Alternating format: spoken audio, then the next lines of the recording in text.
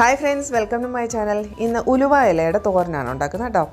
അപ്പോൾ ആദ്യം ഞാനൊരു പാൻ ചൂടാക്കി എണ്ണ ഒഴിച്ച് കടുക് ഇട്ട് കൊടുത്തു കേട്ടോ. കടുക് പൊട്ടി വന്നതിന് ശേഷം ഞാൻ സവാളയും പച്ചമുളകും കൂടെ ചേർത്ത് കൊടുക്കുകയാണ്.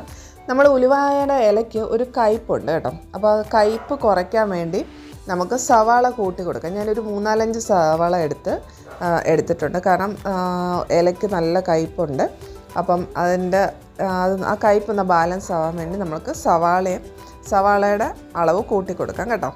പിന്നെ സവാള ഒന്ന് വഴണ്ട് വന്നതിന് ശേഷം മാത്രമേ നമ്മൾ ഇല ചേർത്ത് കൊടുക്കാറുള്ളൂ. കാരണം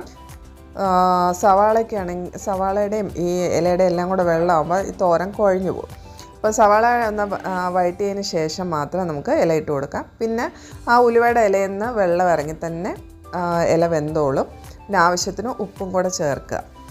പിന്നെ ഈ ഉലുവ ഇല തോരൻ വെക്കുമ്പോഴും കയ്പ്പുണ്ട്. കയ്പ്പിന് എന്ന് വെച്ചാൽ കുറച്ച് കുറവ് വരും. പിന്നെ നമുക്ക് ഇത് ഉലുവയിലയുടെ ഇല വെച്ചിട്ട് ഗോതമ്പ് പൊടിക്കകത്തൊക്കെ ചേർത്തിട്ട് പൊറോട്ട ഉണ്ടാക്കാൻ പറ്റും. ഇവിടെ നോർത്ത് ഇന്ത്യൻ സൈഡിലൊക്കെ കൂടുതൽ ഇവിടുത്തുകാരുണ്ടാക്കുന്നത് മേത്തി പൊറോട്ട എന്ന് പറയുന്ന ഇതാണ് ഉണ്ടാക്കുന്നത് കേട്ടോ. ഇപ്പം ഇലയും ഉള്ളിയൊക്കെ നന്നായിട്ട് വെന്ത് വന്നിട്ടുണ്ട്. അതിന് ശേഷം അവസാനം നമുക്ക് തേങ്ങ ചേർത്ത് കൊടുക്കുക. തേങ്ങയും മഞ്ഞൾപ്പൊടിയും കൂടെ ചേർത്ത് ആ അരപ്പും കൂടെ ഒന്ന് വെന്തതിന് ശേഷം നമുക്ക് അതൊന്ന് അടച്ചു വെക്കുക കേട്ടോ. അടച്ചു വെച്ചൊന്ന് വെന്തതിന് ശേഷം നമുക്ക് തുറന്ന് വെച്ച് നന്നായിട്ട് ചിക്കി തോർത്തി നമുക്ക് എടുക്കാവുന്നതാണ്. പിന്നെ ആദ്യമായിട്ട് ചാനലൊക്കെ കാണുന്നവരുന്ന് സബ്സ്ക്രൈബ് ചെയ്ത് സപ്പോർട്ട് ചെയ്യണേ. അങ്ങനെ നമ്മുടെ രുചികരമായിട്ടുള്ള ഹെൽത്തി ആയിട്ടുള്ള ഉലുവ ഇലയുടെ തോരൻ റെഡി ആയിട്ടുണ്ട്.